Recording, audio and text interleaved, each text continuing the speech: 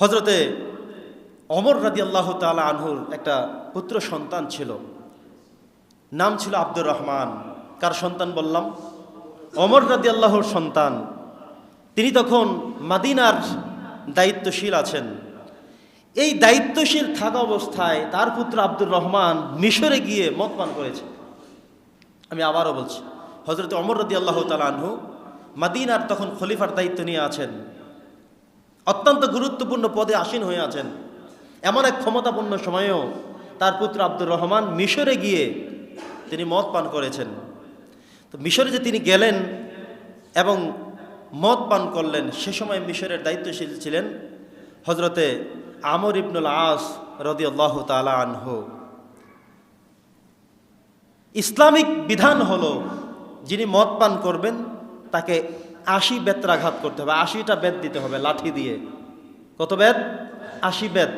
মদ পান করলে 80 বেত দিতে হবে। এটা হলো ইসলামী শরীয়ত। চুরি করলে হাত কেটে দিতে হবে। জেনা করলে যদি অবিবাহিত ছেলে মেয়ে হয় তাহলে বেত দিয়ে 100 দৌড়া মারতে হবে, 100। তাও সিস্টেম হলো জনগণকে সম্মুখে রেখে, মানুষকে সামনে রেখে তারপরে বিচার করতে হবে। সবাই দেখবে যে জেনা করেছে, বিচার হচ্ছে। চুরি করেছে, হাত কাটা হচ্ছে। মদ পান করেছে, বেত্রাঘাত করা হচ্ছে। এটা মানুষ দেখতে হবে, গোপনে গোপনে করলে হবে না। এই ইসলামী শরীয়ত এটাই বলে। কথা বোঝেন নাই? তো ওমর রাদিয়াল্লাহু তাআলা আনহুর ছেলে মদ পান করেছে আব্দুর রহমান, মিশরে গিয়ে গভর্নর হলো তারই একেবারে প্রতিনিধি আমর ইবনুল আস রাদিয়াল্লাহু তাআলা আনহু। তার কাছে অন্যরা গিয়ে সুপারিশ করলো যে, হে আমির, আপনার কাছে আমাদের পরামর্শ হলো আপনি অত্যন্ত তাকে শাস্তি দেন, নিষেধ করবো না, তবে এটা ঘরের মধ্যে নিয়ে 80 বেত তাকে দেন। মানুষের সামনে যদি দেন, ওমর যদি শুনে তাহলে লাশ হয়ে যাব আমরা, খবর হয়ে যাব আমাদের, লজ্জায় আমরা মুখ দেখাতে পারবো না, সমাজে বিশৃঙ্খলা দেখা দিতে পারে। আপনি তাকে গোপনে নিয়ে রুমের মধ্যে আটকিয়ে তাকে 80 বেত দিয়ে দেন। তো হযরতে আমর ইবনুল আস রাদিয়াল্লাহু তাআলা আনহু তিনি শুনলেন যে ঠিক আছে, শাস্তি আমি দেব, রুমের মধ্যে নিয়ে দেই, কারণ মানুষ দেখলে হাসাহাসি করবে, যাই হায় ওমর রাদিয়াল্লাহু তাআলা আনহু একজন খলিফা, তার সন্তান মদ পান করে, সেটা কি হতে পারে? এভাবে তারা বিচার শেষ করে ফেললেন। ইতিমধ্যে খবর যেতে যেতে ওমর রাদিয়াল্লাহুর কানে পৌঁছে গেল। সুবহানাল্লাহ পড়েন।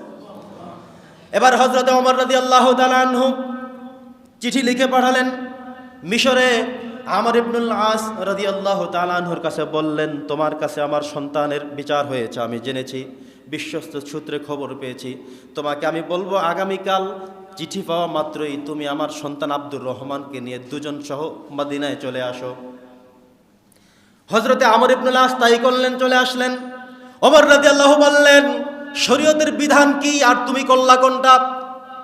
শরীয়তের বিধান হলো মানুষকে সামনে রেখে জনসম্মুখে এই মদ পান করার কারণে 80 বেত দিতে হবে।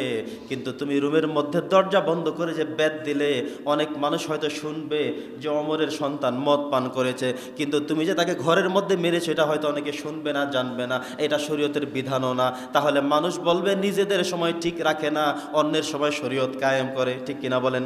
ওমর বললেন, কাবার চত্বরে তাকে বেঁধে রাখো। মদিনায় মসজিদে নববীর ফিলারের সাথে তাকে বেঁধে দেওয়া হলো। সমস্ত মানুষকে খবর দেওয়া হলো। সবার সামনে তিনি নতুন করে আবার 80টি বেত প্রদান করলেন। তারপর তাকে ছাড়লেন। এটার নাম হলো ইসলাম। সুবহানাল্লাহ। এটার নাম কি? ইসলাম। ইসলাম যেটা বলেছে, কোরআন যেটা বলেছে, সেটা পাই টু পাই মানার নামই হলো ইসলাম। এই ইসলাম আমাদের বাংলাদেশে তো চলছে না? মদ খেলে এমন বেত দেওয়া হয় আমাদের দেশে? কথা বলে না। হয়। ইসলামিক রাষ্ট্র আমাদের নেতারা চায় না কেন জানেন? অধিকাংশ নেতাদের জীবনী খুললেই দেখবেন আমাদের দেশের নেতারা মদের আসরে জড়িত। মদের লাইসেন্স দিয়ে দেওয়া হচ্ছে যাতে করে সবাই ওপেন খেতে পারে। এমনকি মদ পান করে করে ভিআইপি নারীদেরকে ধরে এনে এনে অপকর্ম করে করে তারা একের পর এক এগুলো করে যাচ্ছে। তারা জানে বাংলাদেশ যদি ইসলামিক রাষ্ট্র হয়ে থাকে, কোরআন দিয়ে যদি শাসন চলে, তাহলে বড় বড় বোতল আর আমাদের খাওয়া যাবে না। ঠিক কিনা বলেন? এই জন্য তারা ইসলাম দিয়ে দেশ চলুক কখনোই তারা চায় না। কথা বোঝেন নাই? এই জন্যে ভারত থেকে দাদা বাবুদের প্রেসক্রিপশন অনুযায়ী তারা চলে। পশ্চিমাদের প্রেসক্রিপশন অনুযায়ী তারা বারবার নেয়, তাদের কাছে ধর্ণা ধরে যে আমরা কি করতে পারি, তাহলে কোনটা করবো আমরা, তাহলে মনে হয় যেন আমাদেরকে আল্লাহ কিচ্ছু দেয় নাই। এমন অসংখ্য গণিত খনিজ সম্পদ আল্লাহ তাআলা দিয়ে রেখেছেন আমাদের বাংলাদেশের মধ্যে, এমন মানব সম্পদ আল্লাহ দিয়ে রেখেছেন, বিশ্বের অন্য দেশের সাথে তার কোনো তুলনাই হয় না। সুবহানাল্লাহ পড়েন।